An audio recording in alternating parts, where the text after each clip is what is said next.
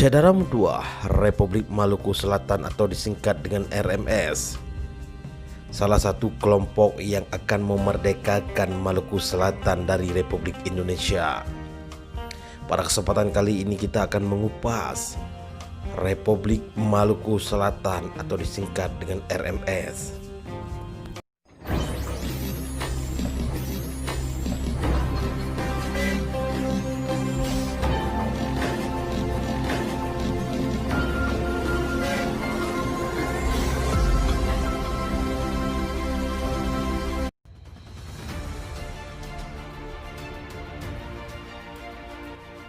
Syedara Mutua, konflik yang terjadi antara Muslim Poso Sulawesi Tengah dengan umat Nasrani dimulai pada tanggal 19 Januari tahun 1999 dan berakhir pada tahun 2001 setelah perjanjian Malino ditandatangani.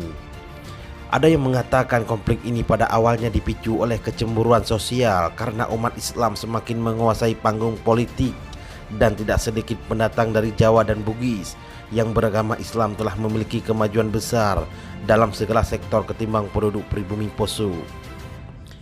Syedara Mutua, awal konflik Poso terjadi karena pemuda Kristen Poso tidak menghormati umat Islam yang sedang melaksanakan ibadah puasa. Tiap hari pemuda-pemuda Poso yang Nasrani mengkonsumsi minuman keras di depan orang yang sedang berpuasa, di mana umat Islam menegur secara baik, tetapi mereka tidak menerima teguran baik tersebut. Akhirnya, pemuda-pemuda Kristen melapor kepada tokoh agama mereka, Herman Parimo, dan membawa massa dalam jumlah besar membakar pasar sentral Poso.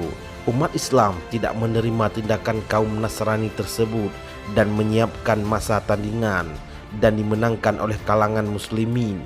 Kejadian ini melebar hingga hampir ke seluruh Poso. Kalangan Kristen membentuk pasukan merah yang dipimpin oleh Tibu CS dan pihak Muslim membentuk komando jihad.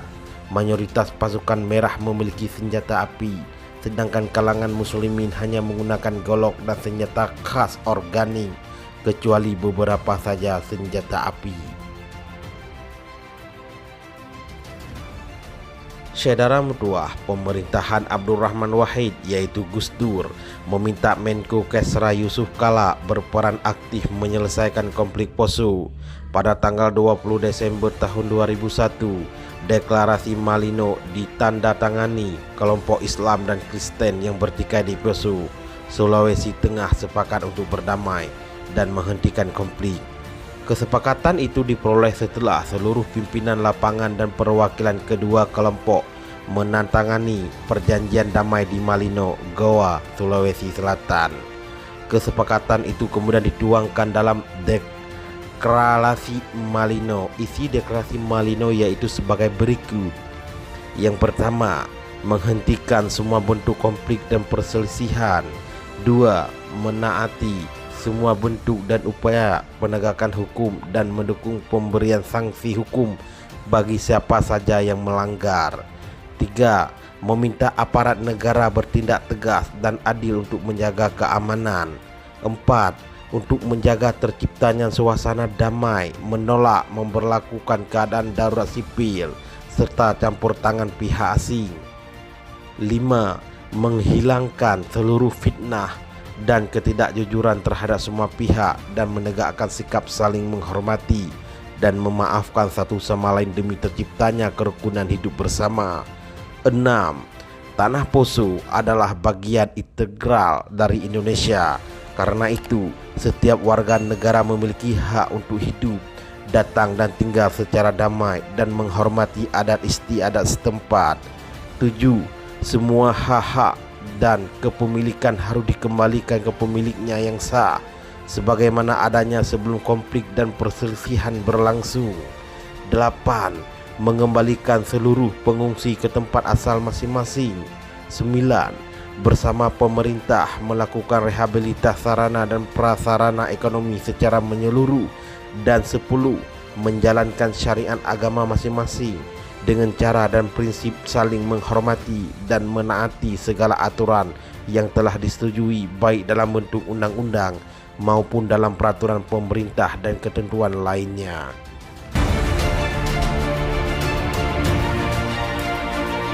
Saudara Mutuah, kemudian di Ambon, konflik yang dipicu hampir sama dengan konflik Poso telah mulai sejak tahun 95.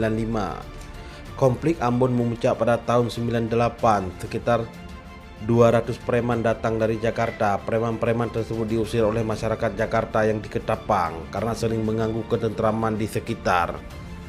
Mereka melampiaskan kemarahannya atas umat Islam di Ambon. Pada tanggal 13 Desember 98, kampung yang dihuni umat Islam diserang oleh massa Kristen dan membakar habis kampung Wailet. Penyerangan selanjutnya dilakukan ke desa-desa lainnya, dan akhirnya solidaritas keislaman bangkit membalas kejahatan kaum Nasrani.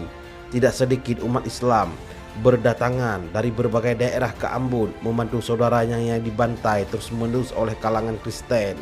Konflik ini berakhir setelah deklarasi Malino II ditandatangani pada tanggal 12 Februari tahun 2002. Saudara Mutuah, banyak pihak mensinyalir Republik Maluku Selatan berada di belakang konflik Ambon seperti disampaikan oleh Rustam Castor, namun dibantah oleh DPRD tingkat 1 Maluku John Piris, menegaskan bahwa stigma kasus Ambon yang menyebutkan keterlibatan RMS sebagai usaha pengalihan isu atau perhatian masyarakat Ambon terhadap pemicu kerusuhan. Oknum-oknum yang bersimpati kepada RMS memang ada. Selanjutnya Presiden MRS DR Fran Tutuhatunewa menegaskan pihak tidak terlibat dalam konflik Ambon. Ia menganggap pemerintah Indonesia selalu mencari kambing hitam jika sudah kebingungan. Aceh merdeka, Papua merdeka, Maluku merdeka, Indonesia penjajah. Aceh merdeka, Papua merdeka, Maluku merdeka, Indonesia penjajah. Gerakan separatis RMS pada dasarnya sudah terembrio ketika awal Indonesia membentuk konstitusi, di mana pada tanggal 22 Juni tahun 1945 para tokoh nasional sepakat menjadikan Piagam Jakarta sebagai dasar negara. Piagam Jakarta ini dianggap menguntungkan Islam, maka masyarakat non-muslim terutama yang berada di wilayah timur Indonesia tidak sepakat apabila Piagam Jakarta dijadikan pedoman dan filsafat bangsa Indonesia apabila merdeka kelak. Mereka melakukan varian manufur untuk mempengaruhi tokoh-tokoh nasional seperti Muhammad Hatta, Mr. Muhammad Hasan, dan lain-lain agar tidak menyetujui hasil Piagam Jakarta yang dirumuskan oleh tim 9 tersebut. Mereka mengancam apabila Piagam Jakarta dijadikan dasar negara Indonesia, maka mereka akan membentuk negara sendiri, tidak bergabung dengan Indonesia.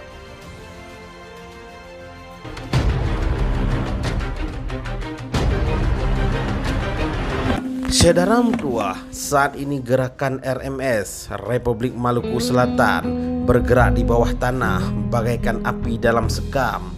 Mereka masih eksis hingga sekarang. Mayoritas aktivisnya berada di negeri Belanda dan masih mengempanyekan kemerdekaan bagi Provinsi Maluku agar kelak berpisah dengan NKRI. Mereka sedang melakukan diplomasi internasional dan menunggu kesempatan terbuka terhadap kondisi politik Indonesia. Aktivis-aktivis RMS tersebar di mana-mana, termasuk di berbagai perguruan tinggi dalam dan luar negeri. Mereka akan bergerak secara massal suatu saat apabila kondisi negara dan bangsa Indonesia dalam keadaan sekarat. Sekian dan terima kasih.